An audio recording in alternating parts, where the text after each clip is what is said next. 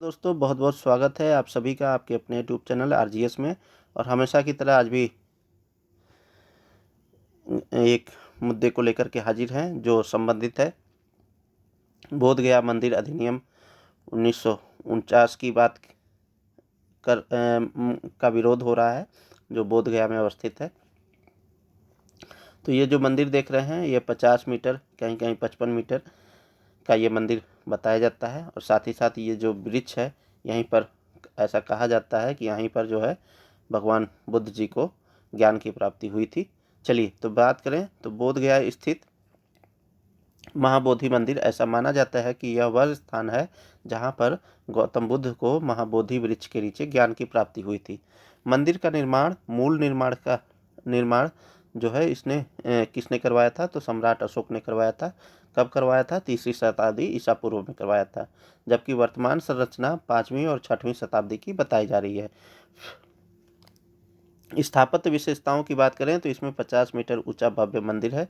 पवित्र बोधि वृक्ष और बुद्ध के ज्ञान प्राप्ति के अन्य 6 पवित्र स्थल शामिल हैं। यह कई प्राचीन स्तूपों से घिरा हुआ है जिसका रखरखाव अच्छी तरह से किया गया है। यह गुप्त काल के सबसे प्रारंभिक ईंट मंदिरों में से एक है जिससे बाद की ईंट वास्तुकला प्रभावित हुई है।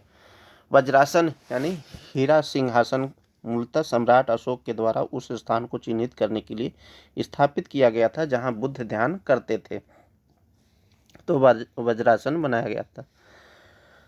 इसके परिचय की बात करें तो बोधगया में क्या हो रहा है उसकी बात करें तो ये प्रमुख मुद्दा है।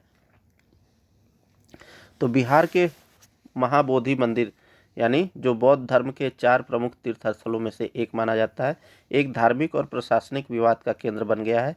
फरवरी 2024 से करीब 100 बौद्ध भिक्षु अखिल भारतीय बौद्ध मंच के नेतृत्व में बोधगया मंदिर अधिनियम 1949 को रद्द करने की मांग को लेकर के प्रदर्शन कर रहे हैं।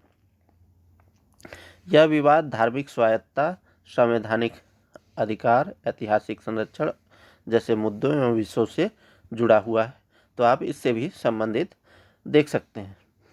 कहाँ पर है ये मंदिर? तो बोधगया महाबोधि महाविहार में अवस्थित है। बोधगया मंदिर अधिनियम 1949 को निरस्त करने की मांग हो रही है।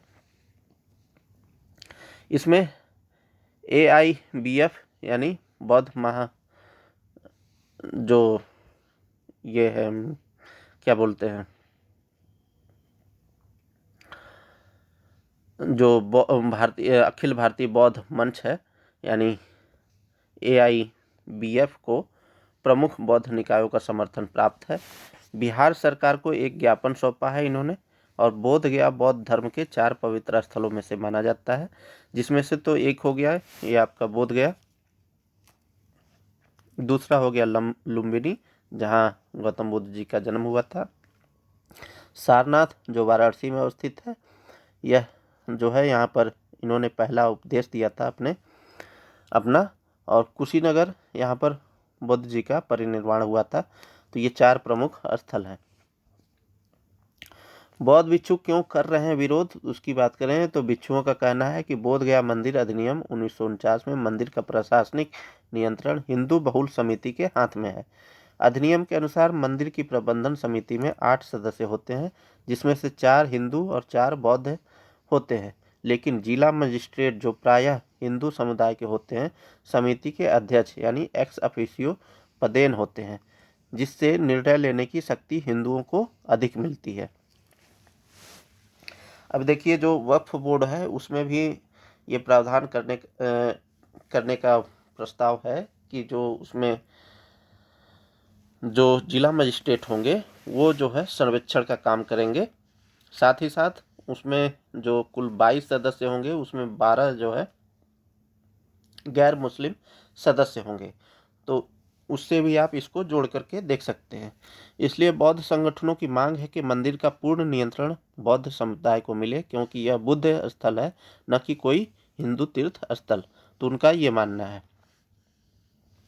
विरोध के समय क्रम की बात करें यानी कब कब विरोध हुआ तो नवंबर 2023 गया में रैली और राज्य व केंद्र सरकार को ज्ञापन दिया गया। फरवरी 2024 में महाबोधि मंदिर परिसर में धरना प्रदर्शन शुरू हुआ, बाद में नज़दीकी स्थान पर जारी है।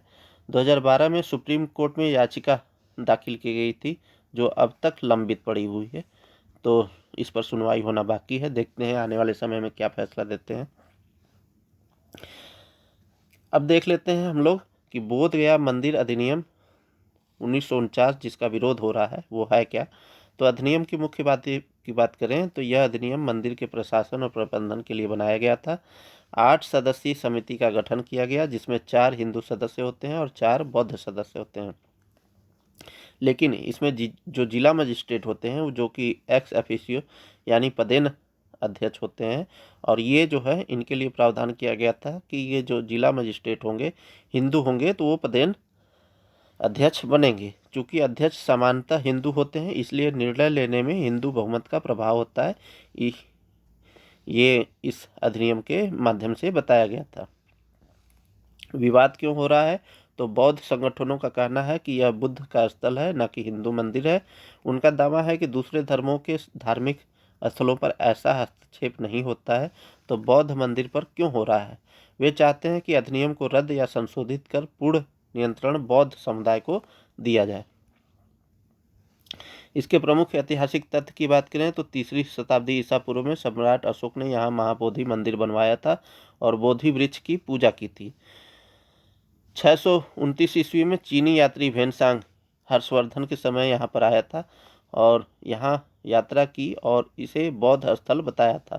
प्रसिद्ध कवि एडविन आर्नोल्ड की कृति द लाइट ऑफ एशिया ने बोध गया को पश्चिम में बौद्ध धर्म का प्रतीक बताया था। मौर्य काल से पाल वंश तक यह स्थल बौद्ध धर्म का प्रमुख केंद्र रहा है। यहाँ कभी भी हिंदू पूजा या मंदिर का उल्लेख नहीं मिलता है।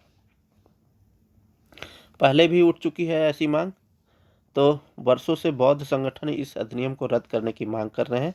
2012 में सुप्रीम कोर्ट में रीच याचिका दायर की गई थी जो अब तक विचाराधीन है। संविधान का अनुच्छेद 26 धार्मिक संस्थाओं को अपने धार्मिक मामलों का संचालन स्वतंत्र रूप से करने का अधिकार देता है। यही तर्क बौद्ध संगठन भी दे रहे हैं। संविधान का अनुच्छेद 25 से 26 धार्मिक स्वतंत्रता की आज़ादी देता है, ठीक है। इसके अंतर्गत अनुच्छेद 26 धार्मिक संस्थाओं के प्रबंधन की मौलिक अधिकार देता है। तो ये था दोस्तों अभी बोध गया में किस तरीके से धरना प्रदर्शन हो रहा है और बौद्ध भिक्षुओं की क्या मांग है उससे संबंधित खबर। तो मिलते हैं किसी नेक्स्ट वीडियो में, तब तक के लिए बहुत बहुत शुक्रिया, बहुत बहुत धन्यवाद। जय हिंद दोस्तों।